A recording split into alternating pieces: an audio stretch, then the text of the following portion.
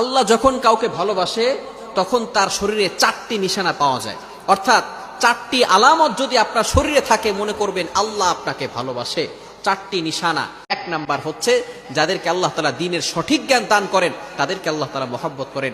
Number 2, দ্বিতীয় number হচ্ছে যারা বেশি বিপদে পড়ে আল্লাহ তাআলা তাদেরকে মহব্বত করেন। যার শরীরে দেখবেন একের পর এক বিপদ আসতেছে, অসুস্থতা আসতেছে, বারবার বিপদ, একের পর এক বিপদ, একটা বিপদ যাওয়ার পর পরে আরেকটা বিপদ আসতেছে, আপনি হতাশ হবেন না প্রিয় ভাই। আল্লাহ তাআলা আপনাকে ভালোবাসেন।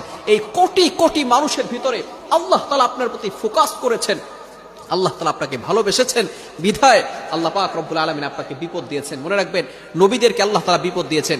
ইব্রাহিম আলাইহিস সালাম খলিলুল্লাহ এবং মিল্লাত আবিকুম ইব্রাহিম, যিনি সকল মুসলিম উম্মাহের সকল মুসলমানদের পিতা এবং সকল মুসলমানদের লিডার নেতা, সুতরাং ইব্রাহিম আলাইহিস সালামকে আল্লাহ তাআলা সবচেয়ে বেশি কষ্ট দিয়েছেন।